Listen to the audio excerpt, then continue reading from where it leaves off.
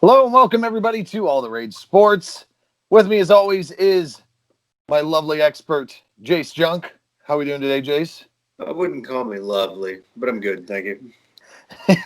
He is happy and he knows Oh, actually, I am lovely. I am it. You know what? better I am than lovely. I walked into work like Conor McGregor on Monday after that win. You have no. The best part was I got so drunk after the Raiders won because I was so happy.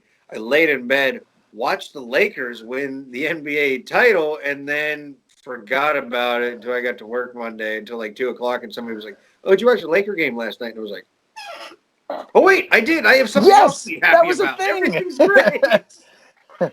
All things in the world are amazing. It was like a midday pick me up. It was kind of like, man. I was like, oh, did you watch the Laker game? I was like, oh shit, I did. We won the title. Everything's wonderful.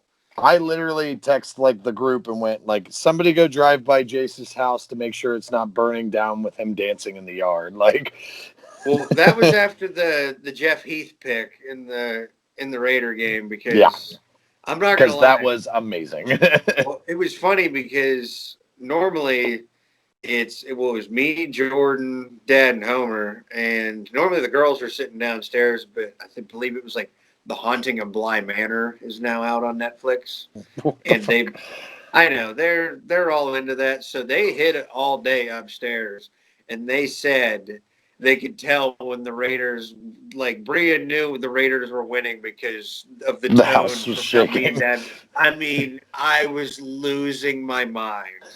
I told everybody. I even said it on this. I want it on the record. I said it on this fucking He did. podcast. I had a He feeling, did. and I picked them. I picked my team. I believed in them, And and I holy won. I won shit! my parlay because I went with that spread. Because how can you not take the Raiders with a 12 Good point for spread? good for you. Let's talk about your parlay. That was a wonderful, wonderful I had parlay. yes, I had a 9 game parlay. I took. I honestly, I took the spread for the Miami game because they got 8 points, and then I took a spread for the Raiders game. Should have just took the fucking money line on both of them and made a grand. Yeah, But I ended up making $400 from a $10 bet. Nine game parlay. I had. I That bet paid on for the the Lake. podcast this far so far. Oh, absolutely. I bet on the Lakers, and then I had a bet. It was, I believe, Sergio Garcia over Sung J M, which I won that. That was like plus four something. And I had probably 4 or 5 NFL picks, and the only thing that went wrong was I had Antonio Gibson to score 2 touchdowns because I thought he'd have a half decent day, and that didn't happen. But on the bright side, I bet the spread, and because I got the Raiders at 13.5, and I took the money line, so I was up pretty good on that for the Yeah. week. And I'll tell you what, I'm looking at the board this week, and I am going fishing. We are going hunting this week, boys. Yeah, there's going to be some awesome. From what I just kind of peeked at, there was some pretty nice spreads and some There, really nice games that are coming up. you gotta look early in the week, like Wednesday, Thursday is like they really put some stuff out where it's Yeah. almost like they're trying to bait you in, Yep. but it's like it's free money. It really is.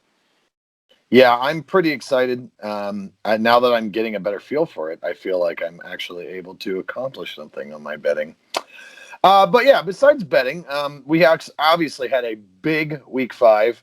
Um, Steelers stayed undefeated. The Raiders beat the Chiefs. The Dolphins had a killer game against the 49ers. Herbert showed up for the Chargers. There's a lot to talk about this week. Also, we're going to probably touch on, another coach bites the dust. Mr. Dan Quinn was fired, which I believe he was number 2 on our list. I think. Well, Because I think Gase was Adam Gaze is one. one.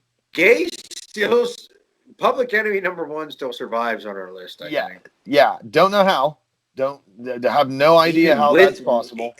even with releasing Le'Veon Bell and getting nothing for that, and they basically take a cap hit for that, and he still has a They job. just paid $28 million for no reason.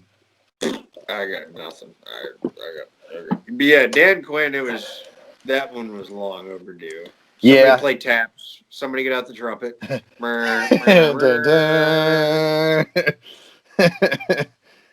Yeah, so that was pretty rough. I'm kind of like, honestly, I liked Dan Quinn. He did very well for them early, but since that, inaugurating like Super Bowl run, he really hasn't done much. I feel like that. He established a good culture, but that Super Bowl loss, I mean, you saw it with the fourth quarter losses this year. It just kind of established. Unfortunately, I don't know. I don't know what you attribute it to, coaching style or play calling or just player mentality. I don't know what it is. They just couldn't finish games, No, and they when you they can't do that in were the NFL, you got to fucking go like yeah. that. That You was that was can't. the worst part about it is they just could not Like finish. that game they blew. Who was it, to the Cowboys earlier in the year? That onside kick that just roll and roll and roll, and everybody was like frozen, staring at it, waiting for it to If hit I 10 was yards. Arthur Blank, I would have walked into the locker room in front of my players with a sock full of nickels and beaten Dan Quinn to death, and then been like, "All right, we're finding a new coach. We're done. It's, sorry, Fuck but not that. sorry. We're out." Like that was unacceptable. The fact that they rolled with him for this long, I Yeah. really don't understand it. But Yep. I could not agree more. I feel like Matt Patricia now slides up to the number 2 slot. Yep. That's really it too. He's kind of in that number 2 spot. Gaze is still holding strong at number 1. Don't know how he still has a job, but I'll hey, tell you why, because he works for the New York Jets. Yeah, that's it. Good times. Good times. Well, anyway, we're going to talk about that. We're going to talk about Le'Veon's release, where he might end up. We're going to talk about a lot of quarterback play. Got a few rookies to talk about, and Herbert, Burrows, and then we're actually going to touch a little bit on Tua. I mean, the Dolphins right now, they're looking so good. It's kind of hard to say that he needs to be in there with how well Fitzpatrick's playing. So we'll touch all on that and more coming up here on All Rage Sports.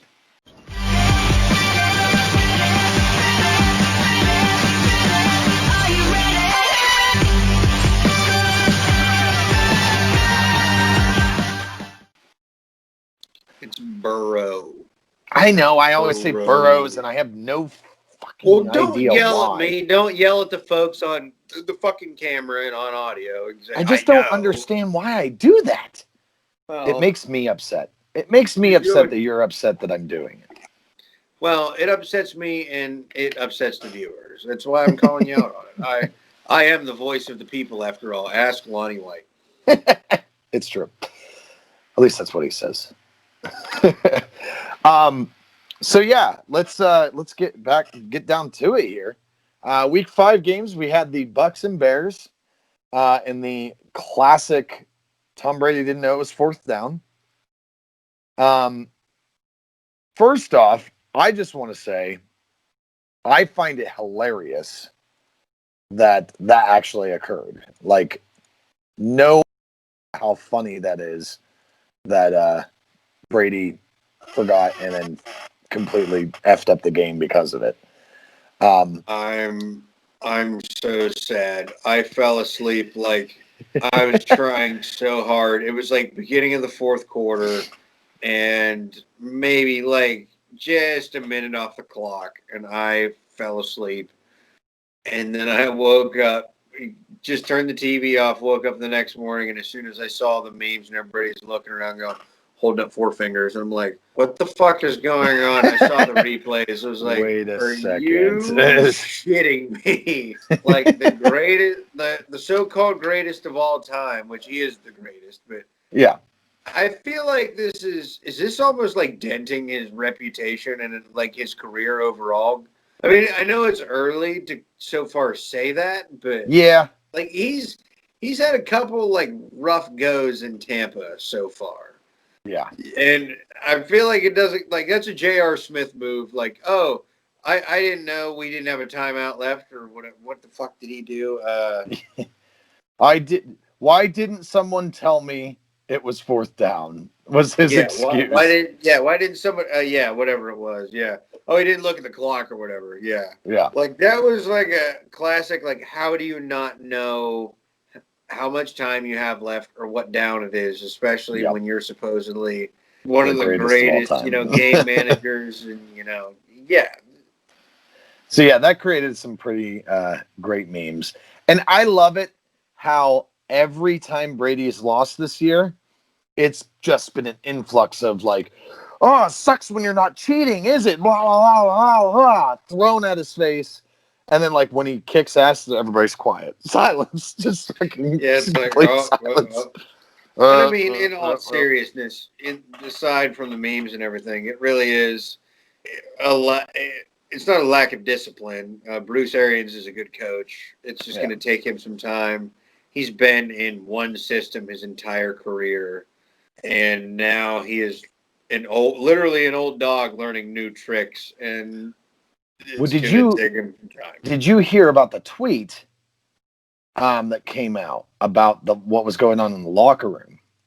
I believe it was either Scheffner or Ian Rappaport. They said that Brady is in the locker room throwing like the trash can around or something, saying, "Why did no one let me know it was fourth down?" And then from the back of the locker room, a player said, "You don't have Belichick in your ear anymore," or something along the lines of, "You're away from Belichick now, buddy," or something like that. Like you don't longer have Belichick in your corner anymore. I'll have to see if I can find the tweet. But I heard that and I went, "Ooh, that's rough." Does that mean that these people aren't buying into Tom Brady's like BS? Is the team not 100% behind him? That's what kind of threw me off, and I was kind of concerned about that. I was like, gee, I wonder what that means. I had not heard about that or seen that, but I feel like that's. I mean, I'm sure they probably respect him and all that, but at the same time, like me and you were sitting here, it's like being realistic. You have to. You're an NFL quarterback. It's your job. You have to know what's going on. To go in the locker room and throw a fit and go, "Why didn't anybody tell me it was fourth down?" You're 43. To know, you've won 6 Super Bowls. Yeah. How fucking hard? The fact that you've got 6 of these says that you should know what down it is. Yeah, at all times. And honestly, if it's true, it's very unbecoming of Tom Brady because that's not really a way to win a locker room over. I understand maybe trying to be fiery and passionate, but at the same time, run in there and go, "Why didn't anybody tell me?" Like you're blaming everybody. Yeah, and that's what it seemed like. And now I'm curious to see if it's something that there's going to be locker room issues because of that. And who the fuck knows, obviously, but I find it interesting. So, needless to say, hopefully that's not the case. Hopefully it is something where,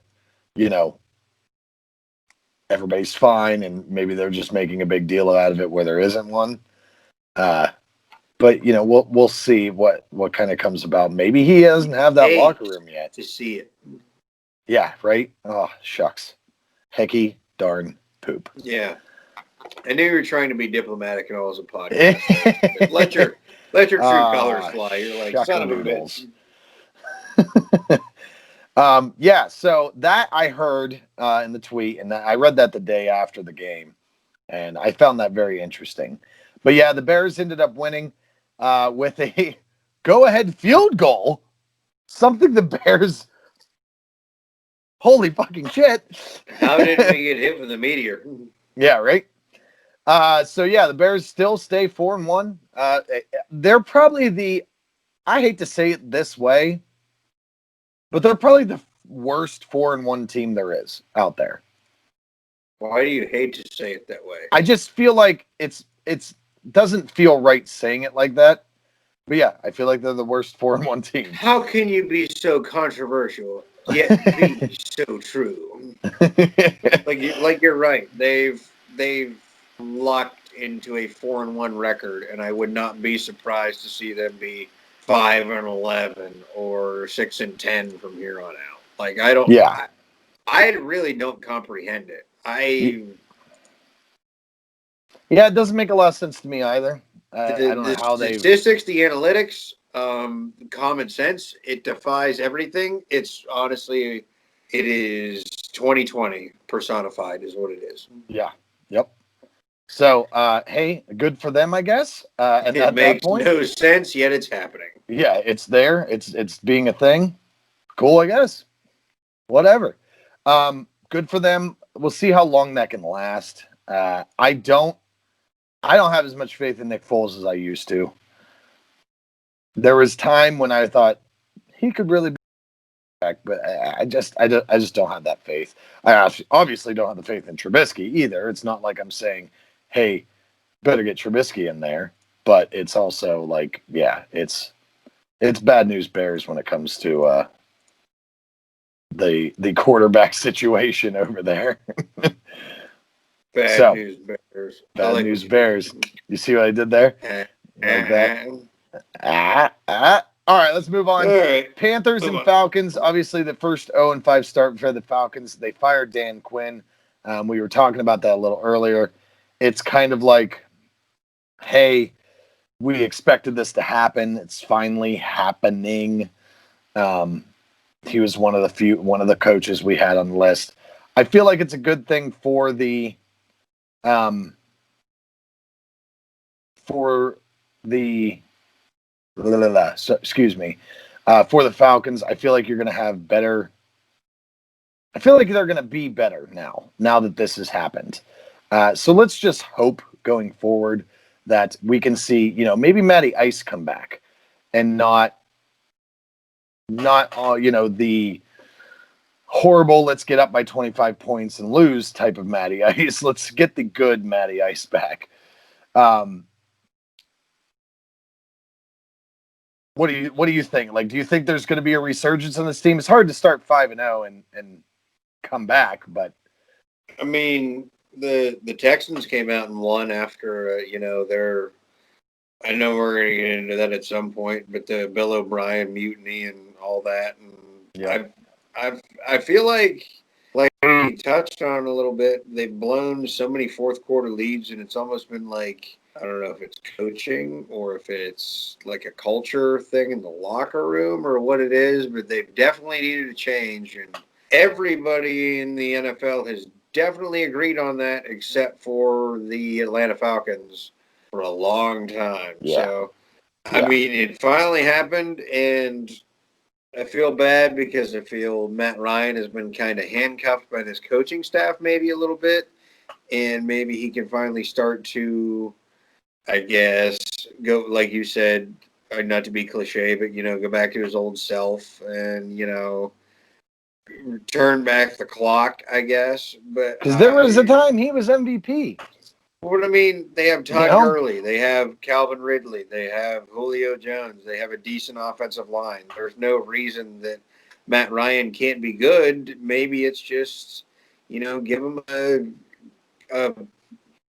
I guess I'm trying to search for the word, a freshening up on offense, he needs like in play calling. New, yeah, I think because that's a big part of it. I don't understand how they could not make Julio Jones like he's almost like an afterthought in that offense sometimes. You know what I mean? They just it feels like they just use him as a decoy and don't take advantage of his physical skill set. Like it was like, no, go run out there and make sure that people stay away from Ridley.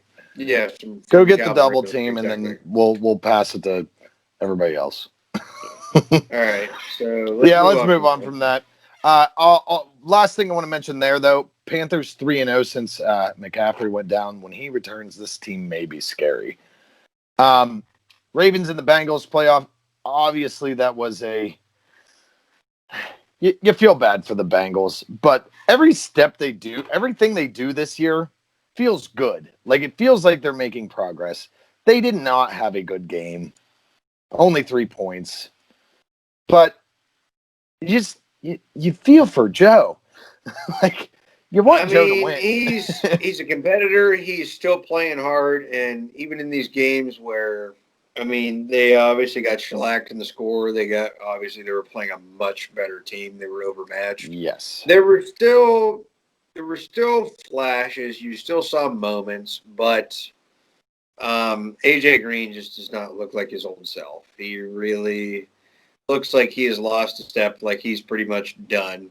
If Yeah. you want, hate to say it. There's there's already trade rumors surrounding him. I mean, I wouldn't be surprised because they could take T. Higgins and Tyler Boyd and take a draft pick next year. And I haven't even looked into, because Jesus Christ, if we're gonna have college football, who's playing, who's not, and this and that.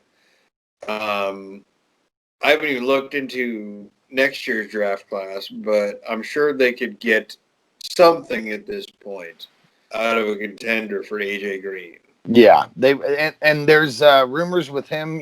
Obviously, every time there is a free agent available of some star that's declining, who's the number one team that's on the list every damn time? Dallas Cowboys.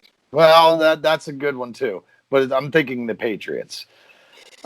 Every That's single time, every goddamn time, I hear of a player like, oh, what they do with Randy Moss. They did it with friggin' Corey Dillon. They did it with, I mean, they do it with everyone. And I just feel like there's another one that I could see Well, Belichick I ain't gonna grabbing lie, up. but yeah, they give up AJ Green for pennies to the Patriots with Cam Newton. That could be ugly. Yeah, real That could ugly, be really, really bad. to say the least. Okay, so there's really not a lot to talk about in that game. That was a total fucking shellacking. So Yes. So that was that. Ravens look good, 4-1, but still second in the division, tied with the Brownies. Uh, the battle of the what is it? The Jaguars and Texans. I mean, it's good to see the Texans finally win, 30-14. It's good to see Watson get out there.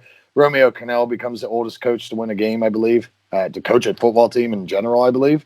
So that was pretty neat. But other than that, nothing crazy. Good to see the Texans finally win. They're 1-4.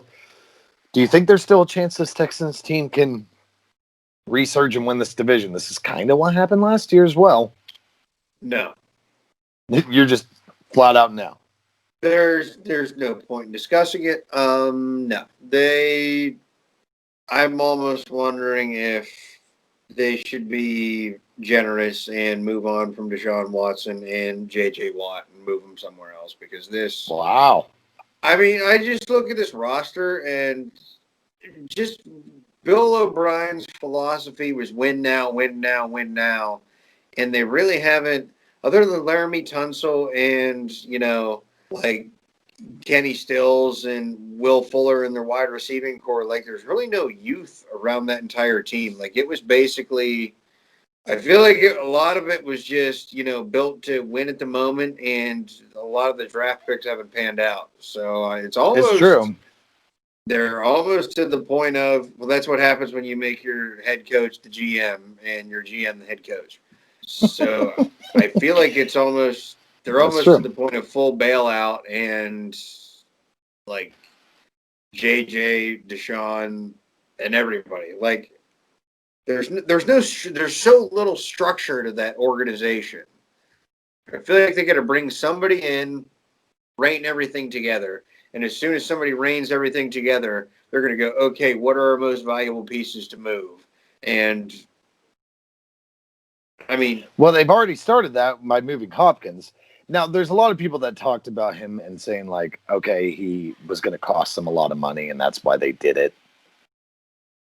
I'm sorry. You pay that man. Look, he's already been amazing down in Arizona. yeah, he's been fantastic. But I will say this, if you want to think about it, if say they do bring in a new GM, well, they're going to have to. They're going to completely restructure everything, and they're going to have to look to, okay, who are we going to build around? Deshaun Watson or J.J. Watt. Those are your two stalwarts, and those are basically who you have left for draft picks to gain anything. You can say goodbye to J.J. Watt, I would say. Yeah, I think that would honestly 100% be the number one guy you would, because he is obviously aging. And like there's all the talk. I'd love I think he's in the final year of his contract if I'm not mistaken. And there's a lot of talk about okay, next year the Steelers are going to go after him, get all three Watt brothers together, sit him as D tackle so he can just kind of, stuff the run and let Cam and Tuitt do a lot of the pass rushing, or you can have him rotationally in there on passing downs and stuff where he can get where he's not having to be utilized the entire time. He could be a good part in that defensive line. I don't see it happening. I'd love it to happen, but yeah, I think he would easily be the first one to move on a rebuild type of thing. You could trade him away, get a little equity out of him, maybe. But exactly. But so you need somebody who is not Bill O'Brien to make those decisions. So yeah. Yep. All right, moving on from there, the Chiefs and Raiders game. I'm just gonna let you go. Go for it, Jason. okay, so yeah, obviously, 40-32 Raiders. That last touchdown, it was only within 8 points. Really, anybody that watched this game, the Raiders were.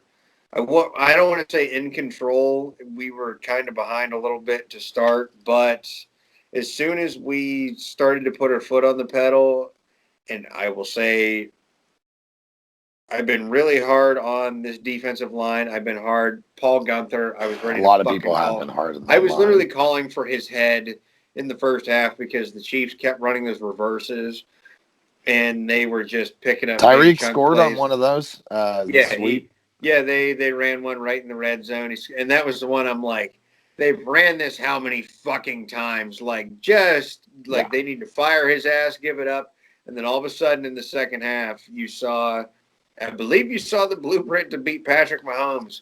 Rush 3, rush 4, drop everybody else.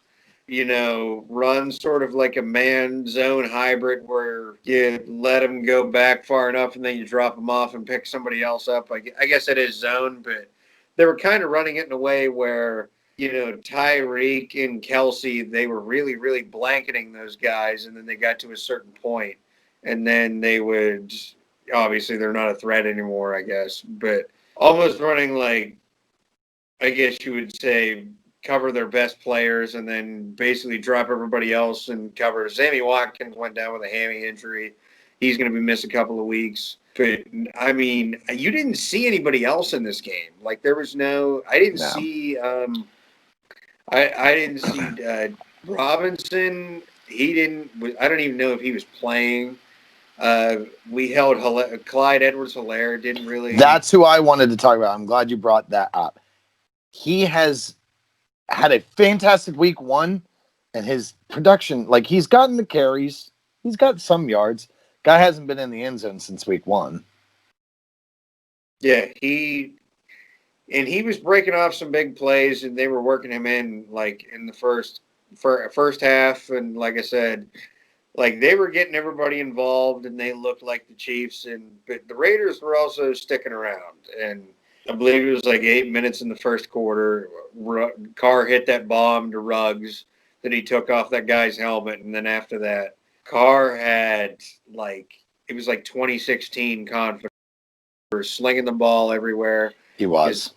Credit to the Chiefs, they did a very good job on. They stopped Jacobs. They couldn't stop Devontae Booker. He ran all over them at the beginning of the third quarter. That was Nelson Aguilar and Devontae Booker were two great free agent pickups of 2020. Who would have fucking guessed that? Yeah, right. If you would have said, "Wow, what a great free agent pickup," Nelson Aguilar. I would love. That is one person I want to talk about. Nelson fucking Aguilar has been an absolute stud for this team.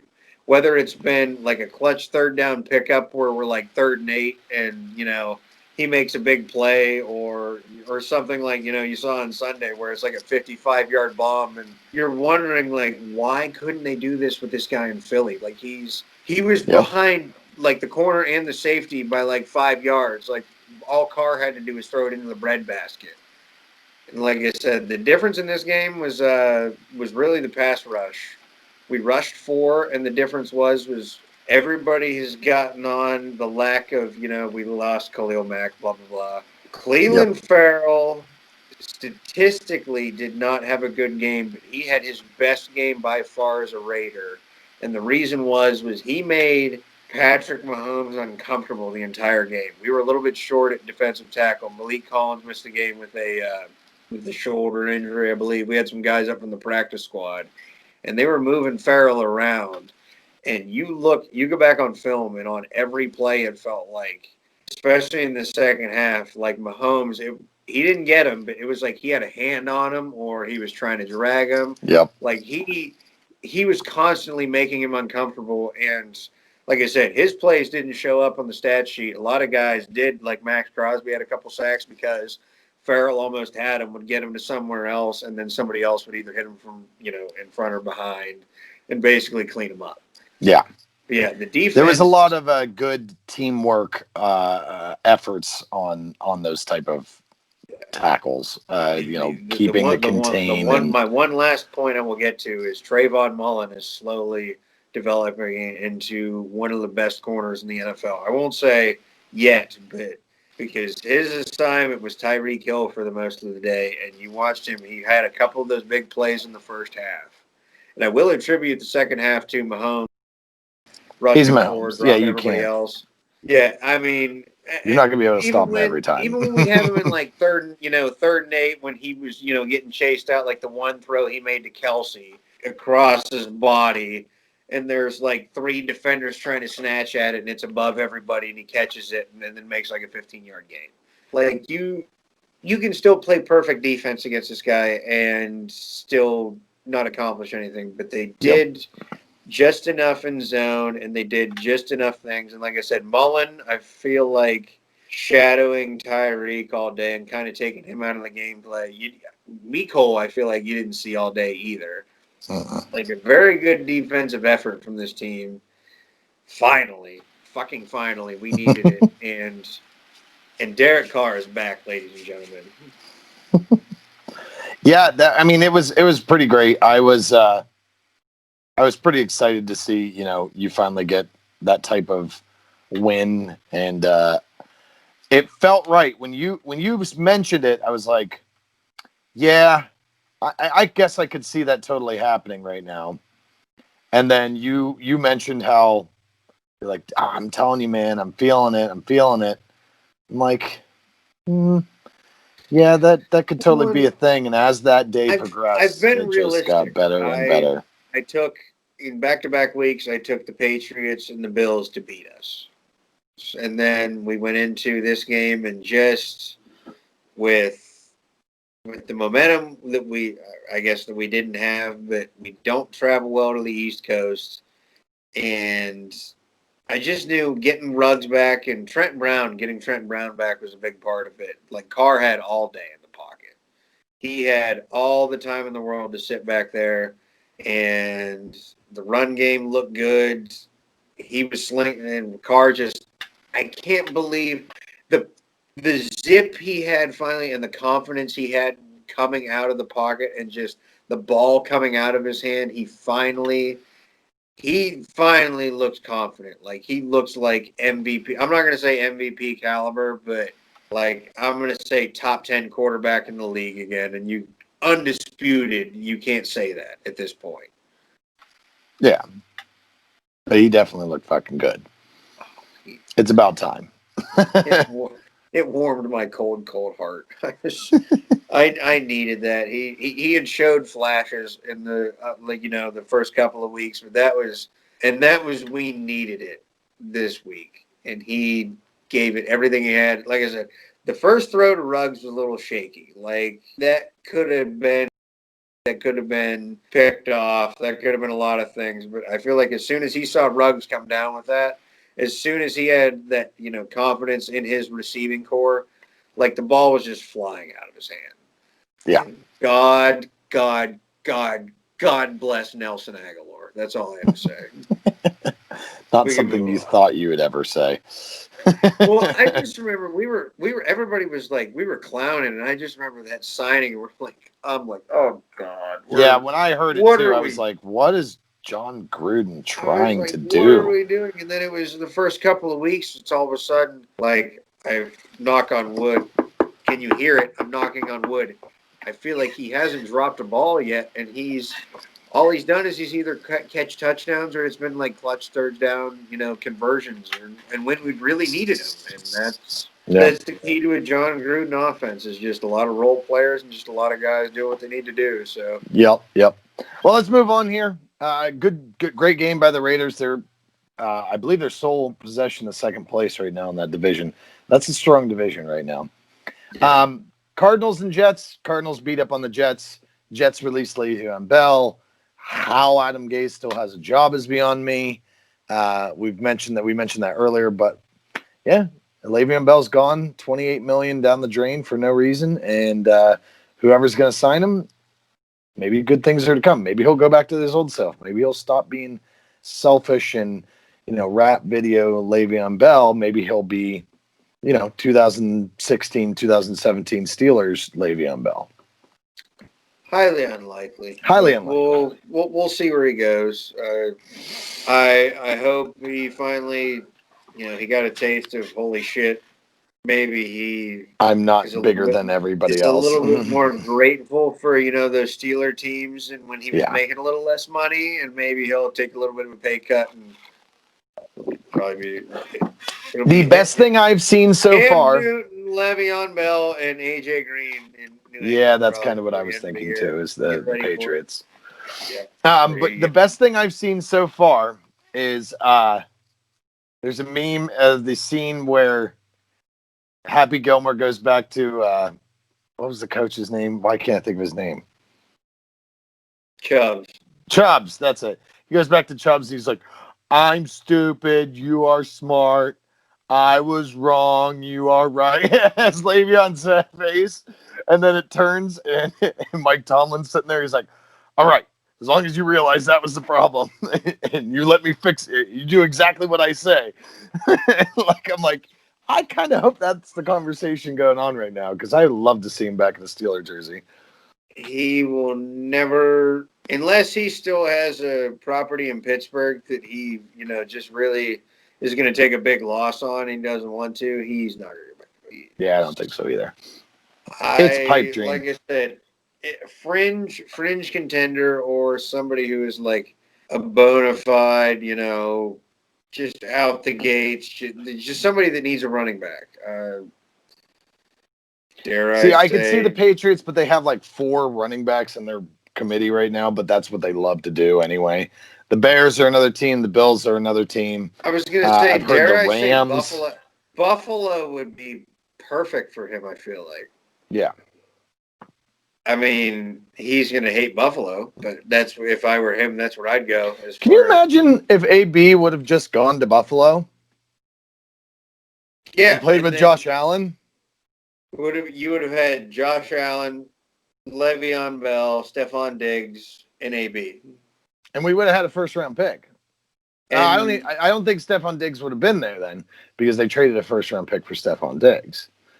Now, it was a year later, but I'm saying I think they would have spent that first round on it. We traded a 4th rounder for AB, and even though, you guys got that 4th rounder, I feel like they gave more for Stephon Diggs than they would have had to for AB. So. Well, they had a first round pick on the docket, and then just AB said, no, I don't want to go to Buffalo. I believe that was still Fitzpatrick territory, though, before Josh Allen. So, no, I feel like that would have been like. Maybe it was Josh Allen rookie year. That would have been Josh Allen's. No, I feel like that was a year before. I feel like it's the year before Josh Allen. Man, what if that was the draft pick that was taken for Josh Allen? They would have had AB, but no Josh Allen. Oh, yeah. Okay. Let's not get into the NFL. Um, moving on, Steelers and Eagles. Steelers had a okay. The only Steeler that had a great game was Chase Claypool. Chase Claypool just tore their defense up. I'm hoping we can see flashes of that coming in the future. Like, I hope that wasn't just a flash in the pan type of game. I want to see it happen consistently. But that guy is a matchup nightmare. Yeah, I will be honest.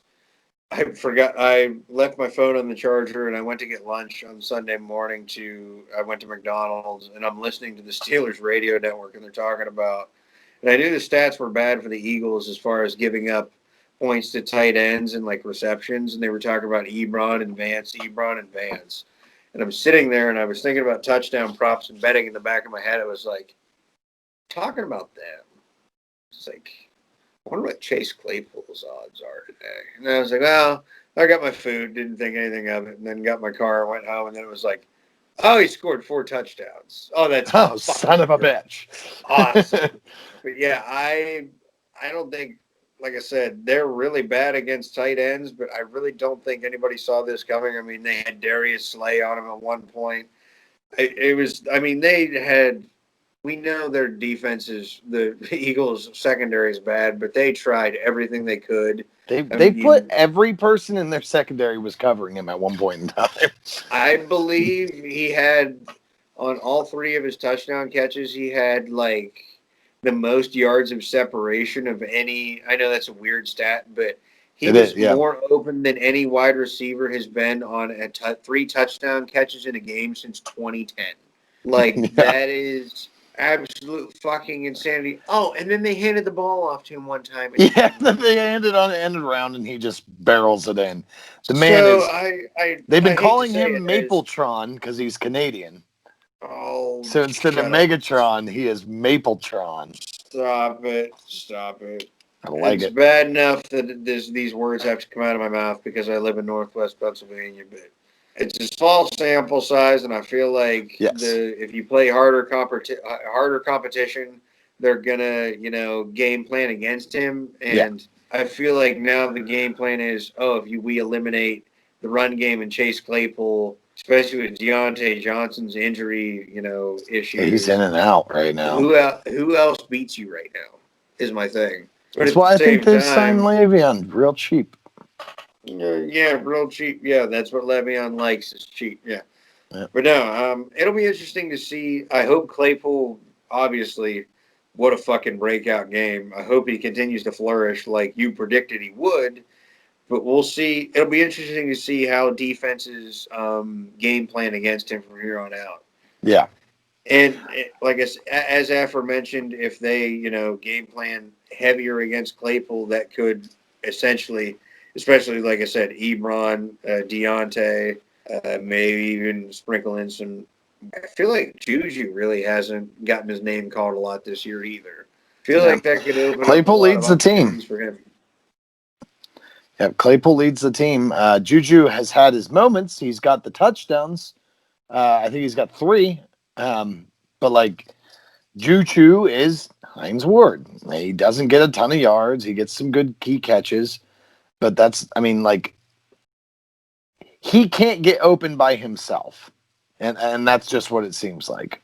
He's a Well, possession slot receiver. he needs a true number one, and you don't have it right now. No, we don't.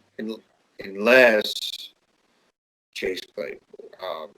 Like I said, rookie wide receiver. We'll see how that goes. Yeah, exactly. All right, let's move on. Rams and the Washington football team. The big story in this game isn't that the Rams won. The big story is Alex Smith played in this game. It was like that first sack he took. I was just like, oh my god, oh my god. Like I was like itchy watching that game. I was so like his wife in the stands. It kept turning to her, and she's just like, like I. It is amazing that man is even standing upright.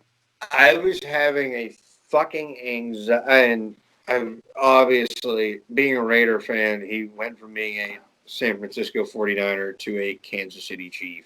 So never a big fan of the guy, but obviously, it was 600 and some days before in between Over football 2 years, games, yeah. between snaps he had played, and they put him in, and like you said, God bless him, like he had doctors recommending that he never play again, and Yeah. he has ignored everybody, kept on going, and knowing that in the back of my head, seeing him take those shots, I'm like, no, He no, ran. no. Like he scrambled. He took ran and slid, and I'm like, oh my God. Like I just like I Carly's my sister said that she's seen pictures of his leg like post surgery. He's almost lost the leg.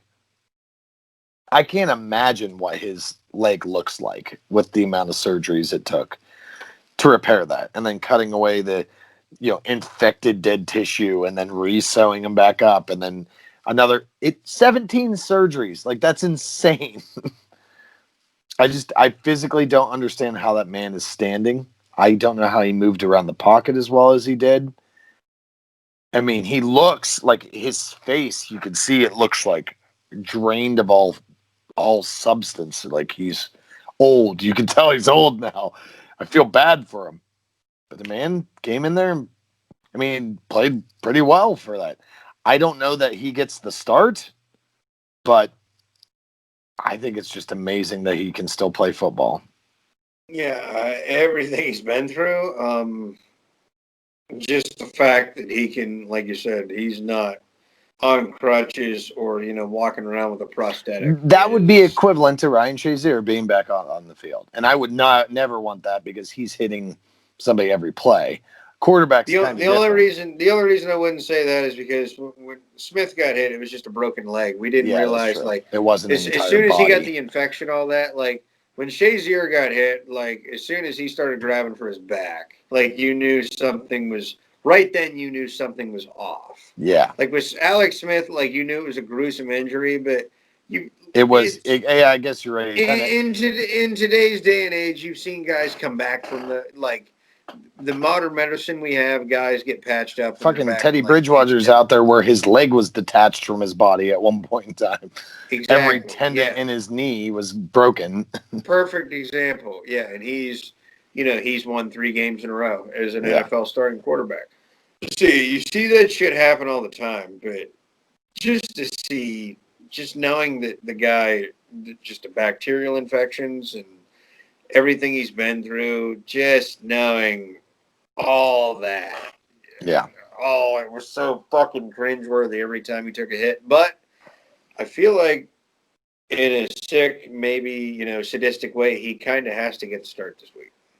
Yeah, I almost feel like he has to as well. Like, I have to feel like he's earned that. I think just from rehabbing and just from what he's done to come back from, and the 2 other quarterbacks, and no offense to them, mostly just offense to Kyle Allen on that Yeah. roster, I would say Haskins has the talent. This is just not the team for him to show his talent. So Yeah. He's going they elsewhere. need to and I feel like I've seen a lot of reports of him clashing with the coaching staff, especially. I've seen with especially Ron Rivera. So I feel like he is going to be almost, I hate to say it, but almost like a Jameis or a Josh Rosen after this year. He's going to be somebody's backup somewhere. Yeah. And And it sucks too because he came into that team and really had a fire in his belly that first year and really was like trying to get the team to, and like there was the videos of him like pleading with his offensive line and them sitting there laughing at him. Like like the guy never had a chance, and it sucks because I feel like he was talented, and it's kind of like the years of all those quarterbacks that went through Cleveland, where you're like, man, they were talented, but they just career suicide. It's kind of what Washington is right now. yep, Rosen-esque. But yeah, let's move on from that. All right. Dolphins and Niners. The Niners have looked bad, but you can't blame them. They have so many injuries. But the Dolphins, holy shit, 43-17. Um, Fitzpatrick is looking amazing, and I believe we mentioned this a little bit in the intro. with how he's playing so well, you almost don't want to see Tua on the field this year.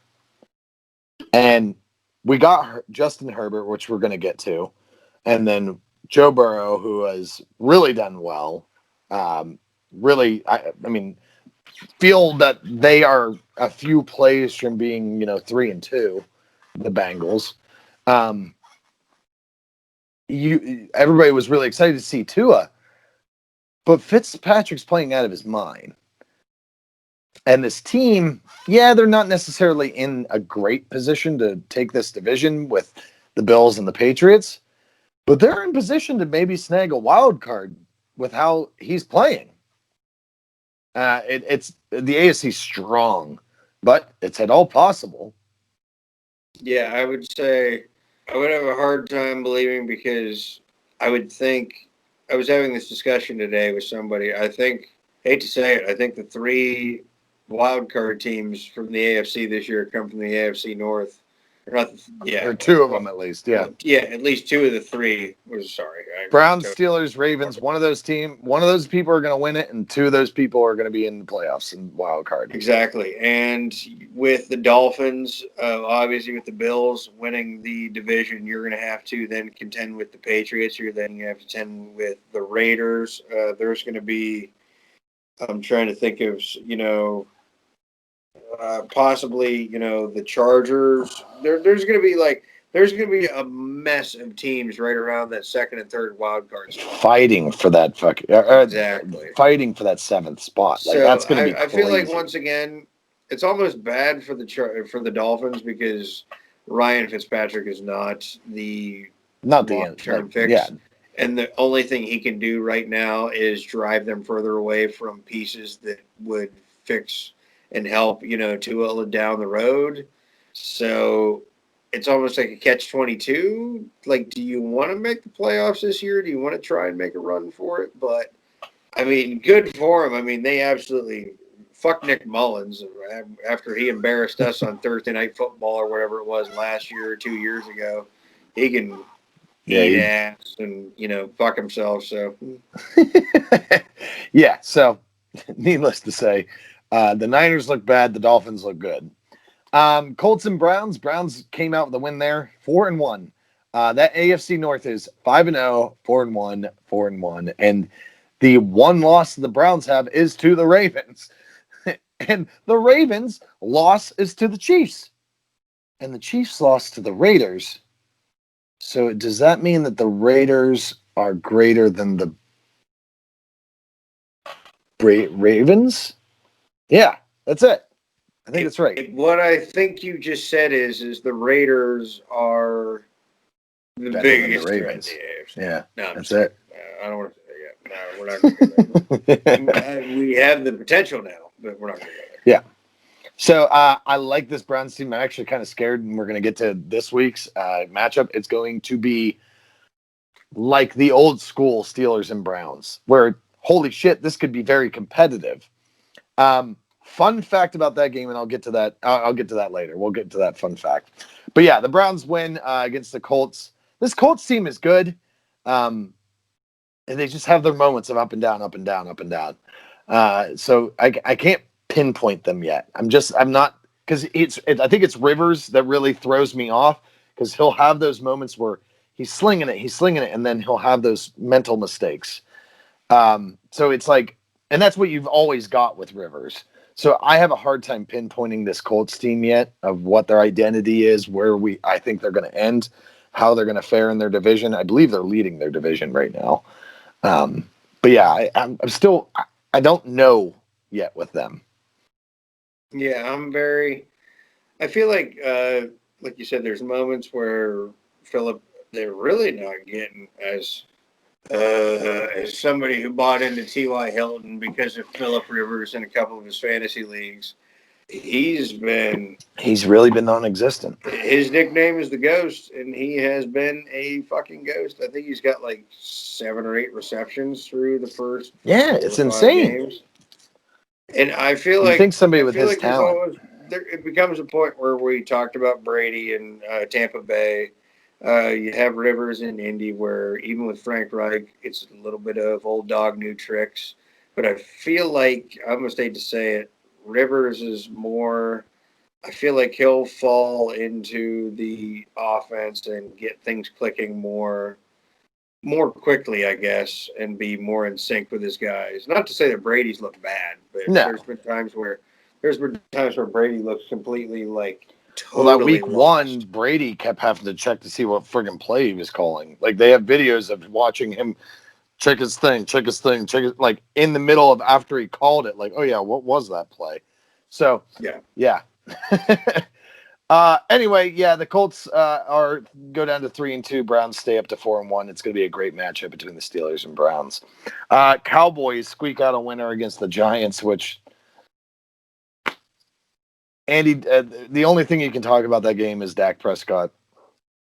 Gruesome injury. Compound fracture in his leg, dislocated ankle. I mean, his leg was and like foot was off to this. You feel for the guy. I mean that's tough. I have somebody. I've doubted Dak's ability, but you can't doubt the guy's passion and the effort he puts into the game. And I saw it and I watched it live just to watch him sit there and try. I mean, you watched him, he literally tried to smack it back into place. Like it was almost like, oh, it's just, I'll get it back in. And as soon as he realized, It's he was jello, being, like yeah, as soon as flopping he there. realized there was nothing there, he called for the cart. And you just, especially almost like an Earl Thomas situation where he tried to get his money, he didn't get paid, and then now they franchise tagged him. And now he's going to be out. Is that meaning that he's going to be elsewhere next season? That is yet to be seen. But you certainly feel for him, and that Andy Dalton signing makes sense now. I don't think that Andy Dalton is going to be a savior for this team at all.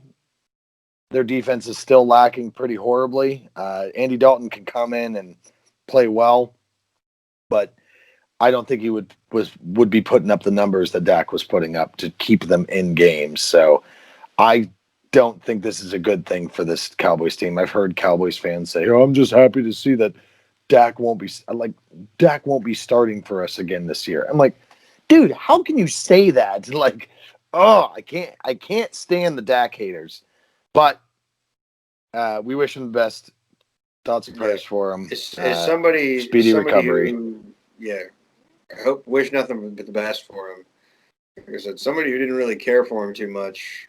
I feel like all I will say is this is kind of his worst nightmare. If you could get like playoff run Andy Dalton, like what was it, 2014 or something like Yeah, that? something like that. Yeah. Yeah, when they almost beat the Steelers or whatever it was. They would have like, had they not been like the Bengals. Yeah, but you think about that when he was playing like almost at his peak, and now you put him on this team where their offensive line's a little banged up, but he has Ezekiel Elliott, he has Amari Cooper, he has CeeDee Lamb, he has Michael Gallup, he has all these pieces. There's really no reason that Andy Dalton, if he can settle in, learn the offense, there's no reason he shouldn't flourish with all the pieces that are around him, It's with true. the experience and the success he's had. I mean, you could argue he's almost had as much success as far as the playoffs and postseason as Dak has. Yeah, they both have Obviously, registered a win. much bigger, exactly, much bigger sample size for Dalton. But at the same time, right. I feel like the argument can be made Dalton was playing with less talent. So yeah, definitely. So, the Cowboys team's got a lot of work to do. I feel like the defense is really where it's going to matter. They got to get that right. But yeah, that's that. Moving on to the Seahawks and the Vikings. Late game drive. Russell Wilson bullet pass to DK Metcalf. That was the last game in my parlay. And I remember I was talking to you and my sister. I said, I can cash out now for about $100 less. They're like, hell no, you don't do that. And I woke up. I watched all the way to the third. And then they scored 3 touchdowns. They were up like 21-13. And I was like, all right, good. And then I fell asleep. I woke up, looked at the score, and went, holy shit, it's 26-20. At least the Seahawks have the ball. And I'm sitting there and I'm freaking out and I'm freaking out. And then they score that touchdown and I'm spiking my phone off the bed and I'm dancing in my room, waking up my pregnant wife. And I went, I just want $400 back. So yeah, it was pretty funny. And she was pretty excited too. So Yeah, I did. Like I said, I was fading in and out for that whole game, but I did get to watch that final drive. And I didn't even realize it until I went to go to bed and I was going through. I hadn't actually, because like I said, I was kind of in and out like through the late games. And then as soon as I saw your text, also I was like, it was like 3 hours early. It was like, I have heartburn. Oh my God. yeah, And my you heartburn is were raging like on. 7 or 8 legs through your parlay, and I looked, and then I think like I woke up at like 4 in the morning, and I saw a text from you, and it was just like nothing but greens. $50. I was like, good for him. It's about time I finally got one. Fuck yeah. But yeah, that was an amazing game. Seahawks are dangerous. The biggest thing with them is their defense. And right now they're a little bit of a bend don't break, but their secondary lets so much happen. And early on they were blaming it on, okay, they'd get up and then there'd be this garbage time, points of people trying to come back and passing the ball like crazy. But it's starting to become more prevalent that they just do not have a great secondary right now.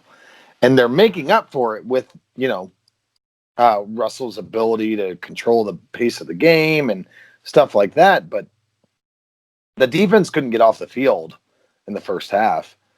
And they were shutting the Seahawks down. It was like, at one point, I think it was like, Seahawks have ran 13 plays to the Vikings like 32 or something like that. It was absurd, the difference. The time of possession was huge.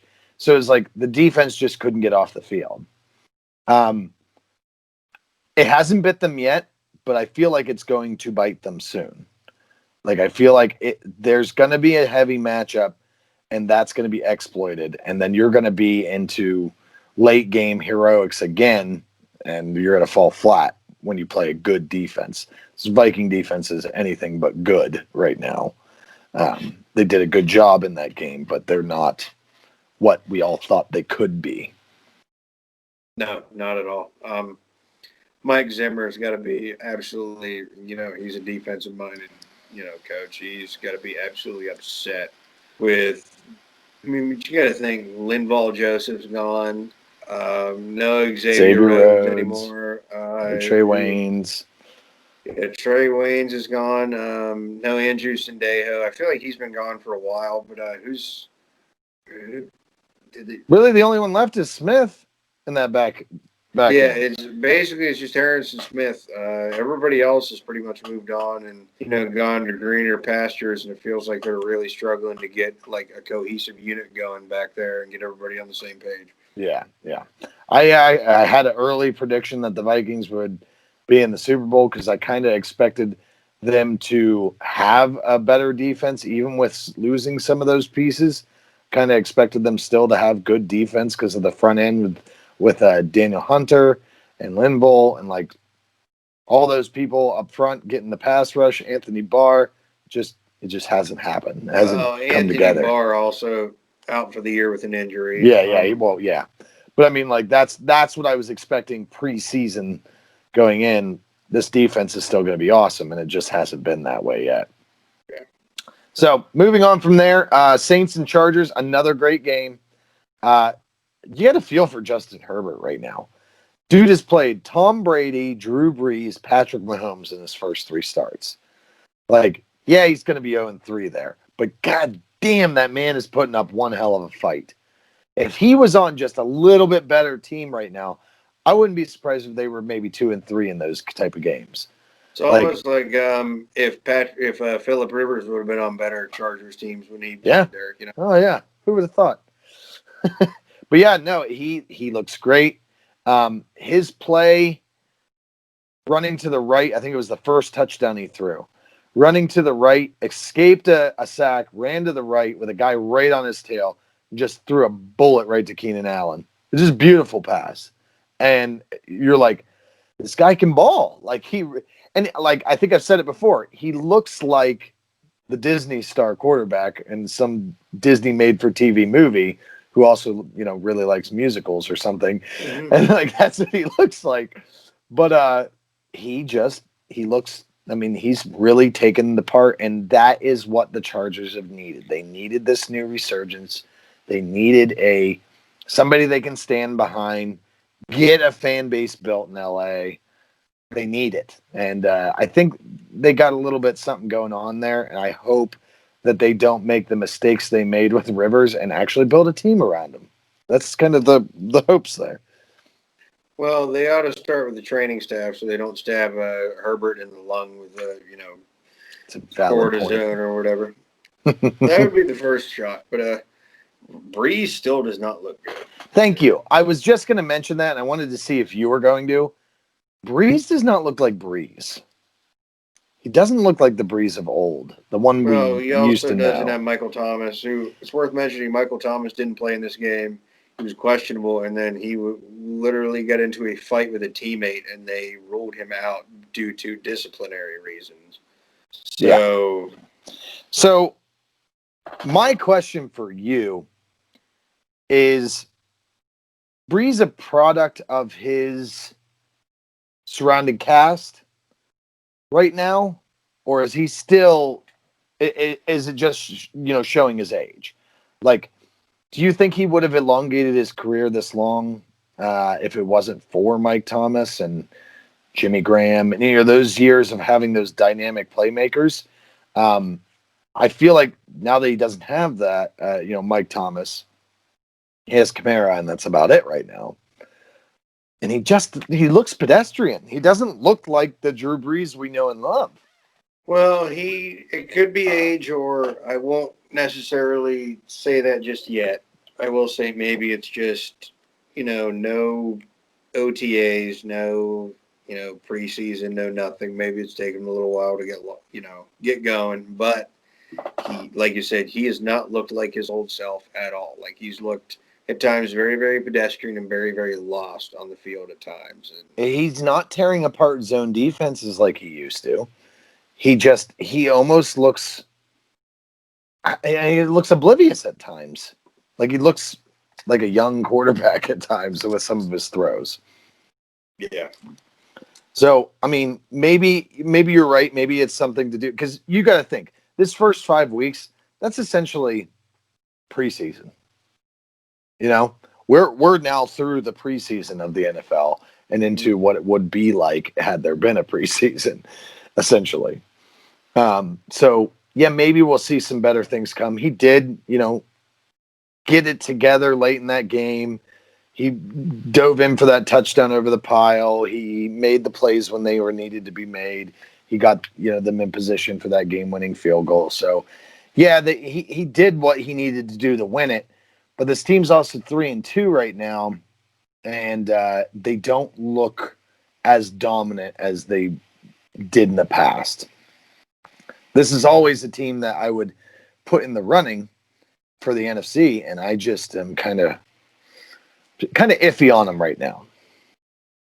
100%. I am not in any way, shape, or form willing to put any momentum on Drew Brees the moment. I guess, like I said, until maybe Michael Thomas gets back and we see if they can get back on the same page. I feel like that makes them a totally different team. But yeah, that remains to be seen. We'll see what happens. Yep. Then the fucking Titans finally get to play. I don't even know how they do get to play because they're like, oh, yeah, the coach tested positive 2 days ago. But then, oh, well, we're all negative now. We can play. So I don't know how they played. Hopefully we don't see that, a bunch of Bills players come out and said that they were sick now. But they played the game. Derrick Henry did Derrick Henry things and dominated the game. Poor Josh Norman. Yeah, but by dominate, I mean threw Josh Norman into the stands. I love the memes right now about it. It's pretty fantastic. A lot of wrestling ones where he's diving off the top rope to elbow drop somebody. It's pretty fantastic. Why do you not tackle low on that? Why do you not go for the legs? Just Just save yourself from becoming a The meme. man has the heaviest hitting stiff arm of anybody in this league. Like straight up, it's like getting hit with a linebacker. That freaking stiff arm. Yeah. I think the only buddy that's had a better whip than Derrick Henry has is Khalil Mack on the rookie offensive lineman after he sacked Brady and did the hip toss and just threw a 300-pound man like it was nothing. It wasn't even a hip toss. A hip toss requires two hands. Yeah, it was he just took one arm and it was just a hook, literally hook whipped him. Yeah, somebody who was much bigger than him. Yeah, I don't get it. Yeah. No sense. So the Titans stay undefeated, even though they had that early week bye. They're similar to the Steelers right now, both undefeated, both one game less than everybody else. Although the byes did start this week, we had the Patriots and Denver game moved, I believe is Sunday, and then the Packers and Lions were actually on their bye. So yeah, that was week 5. We kind of went into a little bit in depth on that. So let's quickly go through week 6 here, and then we'll get into a little bit of the last topics before we head out. I'm gonna bring up the picks here. So last week I went 11-3, and Jace went 11-3 because we did not have the Patriots game. It obviously was postponed. The favorites were 9-5. Right now on the season, I am 56-20. Jace is 54-22. Now, I'd just like to mention that we were curious of where we stand as compared to ESPN's experts. ESPN's experts, Bowen is the number 1 right now with 57 wins. Next closest to him is, I believe it was Reed. I don't remember who it was. Anyway, somebody had 55. And then everybody else is just below 50 at that point. Somebody has 30 wins. Woody has 30 wins right now. Me and Jace are doing better than most experts. Give us a motherfucking job. Somebody hire us tomorrow. We will make you rich. Frigging now. Yeah, so we're killing it right now. Let's just keep this ball rolling. If we were discussing, if we would just put a $10 money line bet on every team we've picked so far this year, we would have made a hefty profit so far. Fuck yeah, we'd both be killing it. Yeah. I had the 1 week where my wife went 15-1, and it was the only reason and that was the week I lost my 10-game parlay because the only one I missed was the fucking Vikings. The Vikings are fucked. I'm done betting on Kirk Cousins or even touching a game he's in because he's that. All right, let's move on here. Week 6, no Thursday night game, which is kind of sad. Bullshit. Yeah, complete and total horseshit. But we go right to the Sunday nights. Let me get my panel or my columns set up here. Now, I've been pulling when I've done the favorites just to keep everybody aware. I'm not pulling from FanDuel or any kind of Vegas odds. I'm pulling directly from our family football pool we have of who's the favorites, and I believe they are Vegas, but I'm not 100% on that. So anyway, that's what I'm pulling for the favorites. So week 1, Bears and Panthers. I have a hard time believing that this Bears team is as good as they look right now. I think that the Panthers are a lot better than they look right now. So I'm leaning towards the Panthers in this one. Yeah, this one's very, very hard for me. I really don't know which way to go with it. But because now I'm like obsessing over my win-loss total, and now I'm thinking about it too much. Yeah, I shouldn't have told you what your overall was. I'm just, in spite of my fears of Big Dick Nick, I'm just going to go with the Panthers. All right. And then the Bengals and the Colts. Like I said, this Colts team I'm not like fully out on them yet, but they can be very scary at times. I love this Bengals I like the new Bengals. I used to hate the Bengals with a passion. I kind of like the new Bengals. But we're going to go with the Colts in that game. They're just the better team right now. Yeah, that one's an easy one. I'll go with Colts. Lions and Jaguars, two horrible teams going against each other. The Jacksonville Jaguars have allowed 30-plus points in 4 straight games. It's hard to not go with Jacksonville in this one. But the Lions are so bad too, and it's just like this is such a crapshoot. I think I'm just gonna go with the Jaguars. I feel like maybe they'll get some good luck. Maybe Robinson will run wild. We'll see what happens. I'm just gonna say we'll go with quarterbacks. Minshew's a bum. Stafford wins. We'll go Lions. All right. Falcons and Vikings. Two underperforming teams. Raheem Morris is now going to be the interim head coach. I think this is a game where you see the Falcons play as if there is no tomorrow. You're going to see trick plays. You're going to see maybe a fake punt. You're going to see like just dumb shit people do at the end of the year. They're just going to say, there is no tomorrow. We don't give a shit. We are here to win, and they are going to win that game. I agree with you. I am also going to take the Falcons. Yeah.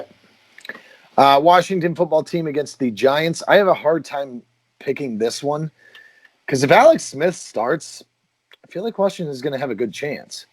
Right now, if he doesn't and they're going Kyle Allen, Giants have the advantage on the quarterback standpoint. Defensively, I think Washington has the advantage. I'm going to I think this will be an upset, but I am actually going to pick Washington on this one. Being you are not agreeing at all, I will, like I said, Alex Smith starts. If he does, I feel like it's a close game, but with the lack of talent they have on this team, and I just feel like just the lack of reps he's had, if they bring him out, and like you said, if Kyle Allen starts, if those are my two options, I will take the Giants. Mm. All right, Ravens and Eagles, the battle of the birds. I don't even know why we're having this conversation. Moving on. Ravens all the way. And then Browns and Steelers. My God, this is going to be a fucking great game. So the fun fact I was mentioning earlier, Baker Mayfield currently is tied with Ben Roethlisberger as the quarterback that has had the most wins in First Energy Stadium. Yeah. and I saw that and I'm like, well, if the Steelers win, then Ben will put it up to 12 wins and be able to hold off Baker for a little bit longer. Baker's obviously going to break that this year, but it's just an amazing stat that this actually occurred, that an opposing quarterback had the most wins out of any starting quarterback in that stadium. I just think it's just an amazing thing that has occurred. Not surprising because he's been in the league like 15 years. And he's got like 12 wins in the fucking place. So, yeah. Not a shocker. So I'm going with the Steelers in this one. I think this is the first real challenge they're going to have, but it is the Browns. They're going to put up a good fight. I think it was 2 years ago I went to the Browns-Steelers game on week 1 in the pouring down rain, shitty-ass weather. They tied them. It was horrible. This is in Pittsburgh. I feel like I just feel like this time we can show up. Those little mistakes, I'm hoping. So I'm just in a lot of hope here. I'm going with the Steelers on this. I'm scared of this game, though.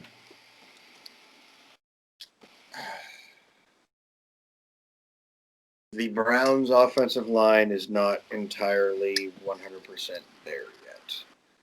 I hope that they can negate that with the use of Kareem Hunt and a lot of play action and keep some heat off Baker Mayfield, who supposedly has bruised ribs or something like that going on. Good. With the bruised ribs going on, I want the Browns. Like, This would be such a statement game for the Browns. Like, It really would. It would put them in the lead of the division, and it would be a huge, huge confidence boost to be able to go into your rival Steelers, beat them at home with Ben back, with them being undefeated. Be a huge game for the Browns if they won it. after further consultation with myself, I've decided to take the Browns. So, all right. I honestly am thinking this game is literally a coin flip. Like, it's going to be a good fucking game. It's close enough that if I pick the Steelers, they will lose and they will kill me. So I'll take the Browns. Titans and Texans. Titans 4-0. They just look good as long as they're not, infected. And then the Texans. I feel bad for this Texans team. They get shit on. Their schedule is just shit. Moving on. Titans. Packers and Bucks. I don't think there's a way you can stop Aaron Rodgers right now. He is a man with fire in his belly right now, the way he's playing. Like, it's just insane. Packers all the way for me. Yeah, this is Packers for me. I don't think it's even any contest. Yep. Rams and Niners. Niners just don't look the same. They were built on run the ball and play defense, and right now they can't do that with injuries, and it's just not the same. I think this is a Rams team that actually surprisingly looks good this year. Going with the Rams. I am also going with the Rams here. I'm going way out of order. I just realized I went to 4 o'clock games, but not a big deal. Patriots and Broncos. Patriots will have Cam Newton. He is practicing tomorrow. He's finally off the COVID. We'll see if he starts, obviously. But he is back. So we'll see what happens there. The Broncos team's, on their 6th quarterback, something like that? I don't know. Patriots all the way for Melvin Gordon, who decided to go, get a Dewey. So yeah, he got the Dewey. So yeah, I'm going to Patriots on that one. I almost tried to trade for him the other day. I'm glad I didn't. Good thing you didn't. Should have traded him for some beer. Yep. I'm going with Cam and the Patriots. Dolphins and Jets. I'm not even going to that one. Yep. Dolphins.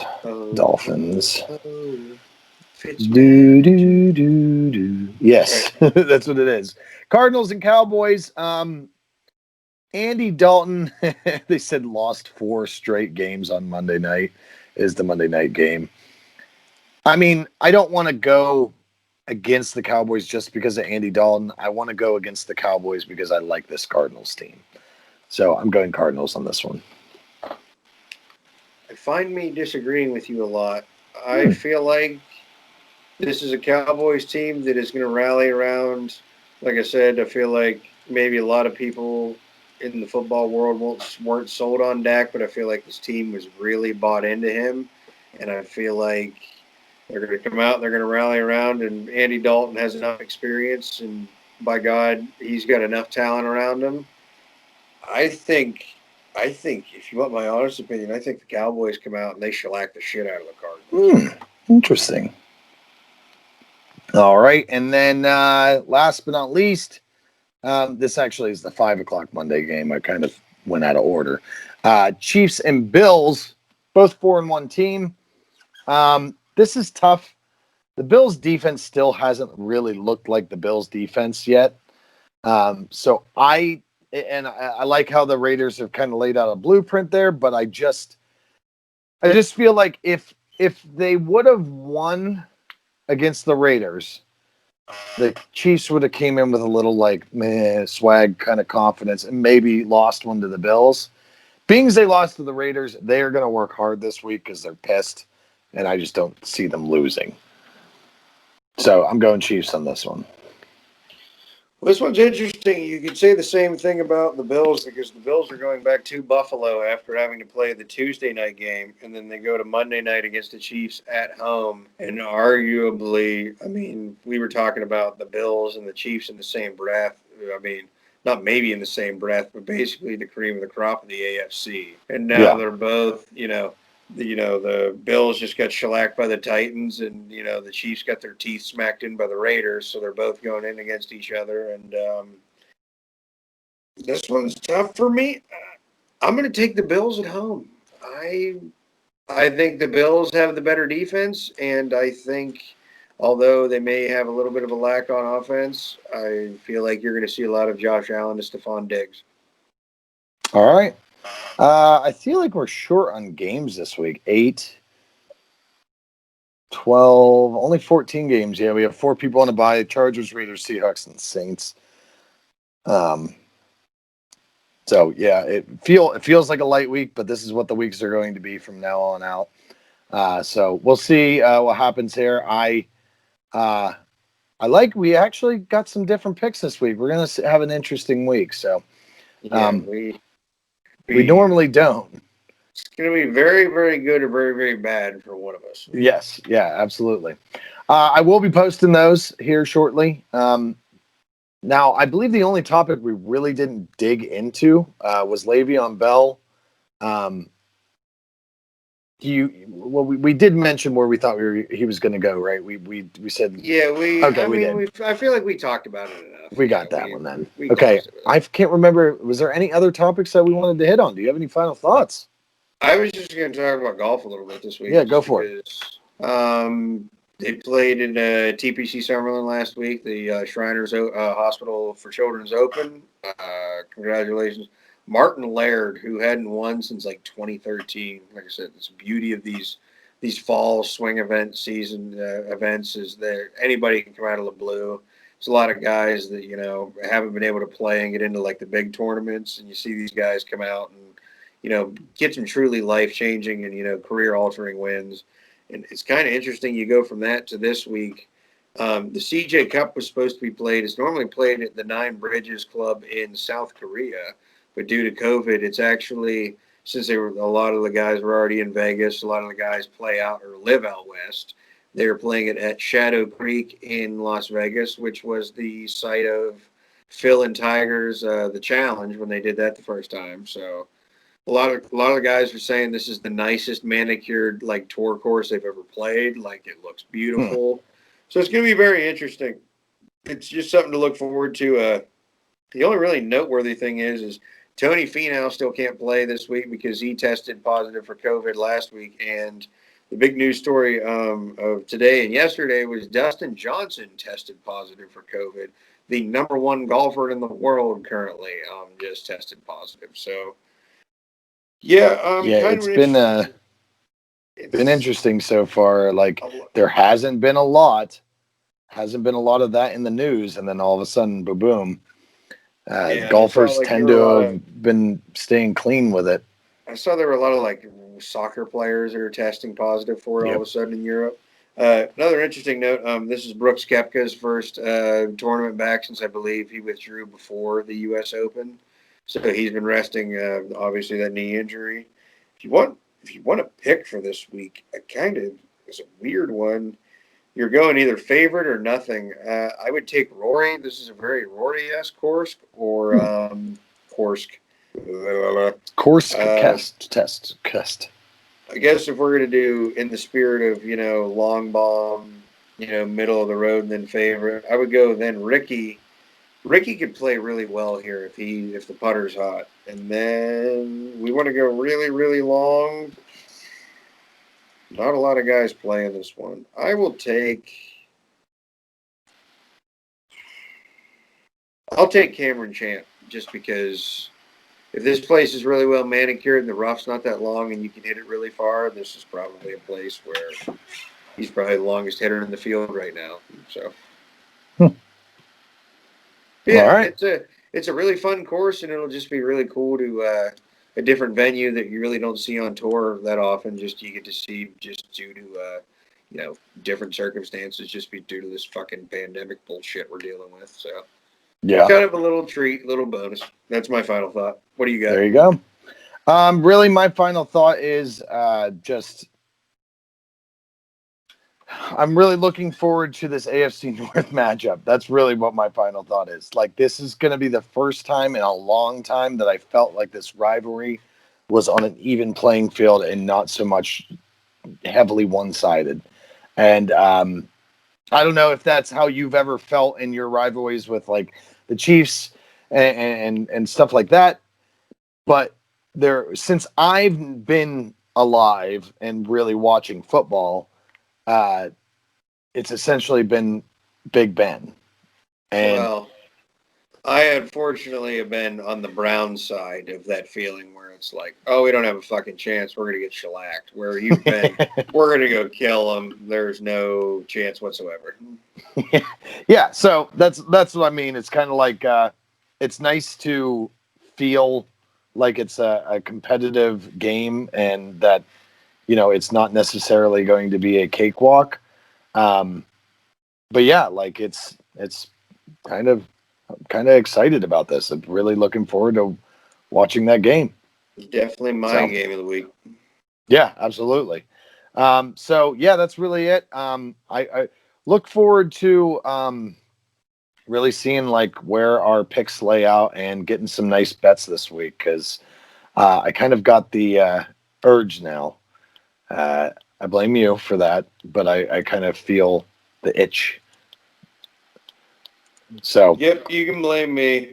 That's not the first time I've been blamed for the itch by somebody. So, so I think that's all it took was one good win for me, and then now I'm like, all right, now I'm hooked. But yeah, that's pretty much it for me. We'll have those picks posted here shortly. Our overall records posted. Hopefully next week we'll have Carly. She said she forgot about it this week, so she was carving pumpkins. So we didn't get her for this week, but hopefully that is something we will have in the coming weeks and see what what she can add to the docket there. But hope and Andy has actually stated that he's hoping to be back here in a couple weeks too. He's had some new jobs and other stuff like that. So, we'll have guest stars on the show here and there. But all that matters is that we're here. Yep. We're the only ones the that two matter. that the smart ones, yeah. The ones that's that right. have the opinions and the takes that matter. One last thing also, I mentioned at the beginning of the show, but congrats to the Lakers for winning the NBA championship. Absolutely. The bubble championship. Yeah, right. And the only thing I wish would have happened with the bubble games is that the Suns would have got in and got a chance. Yeah, they deserved it. To be that hot, to smoke everybody, to go like 8-0 or whatever they did, and then have to be. It's like, oh, thanks for coming. Thanks for getting your nose swab and going. Oh, you really did great. By the way, yeah, you still didn't. Yeah, get back on the plane. Go the hell home. Yeah, they should have gotten a shot. Nobody was going to beat this Laker team though. No. I think it was crazy to see that the Bucks got knocked out the way they did. But it kind of makes me think. Wonder where Giannis wants to go now. If it's something that he's going to say goodbye, or if he's going to stay with loyalty.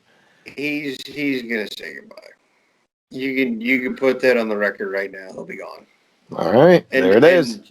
Just for the record, all the people that said Jimmy Butler was a terrible teammate. I think he's found a home. I think he's found his squad, and they could be something like they were a big underdog, and they really, really dismantled, like you said, Giannis and some powerful teams. So I'm sitting here, to be reckoned with.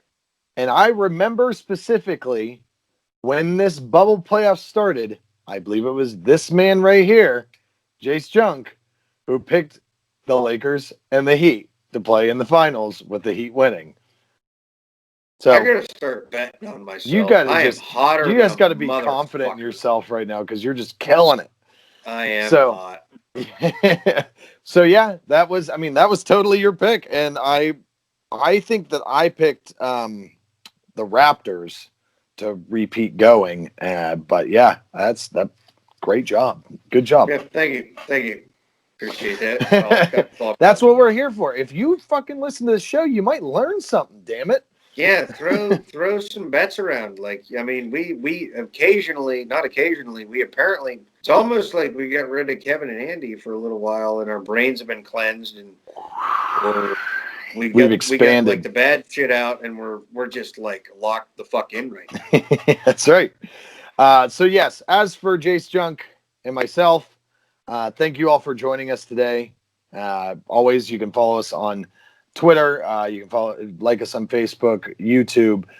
Go to our host site at Transistor. You can see us on our webpage, allragesports.weebly.com.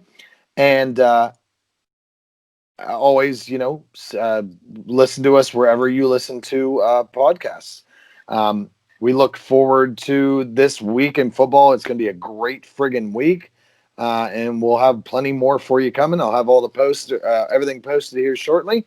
Thank you. And as always, rage on. Rage on.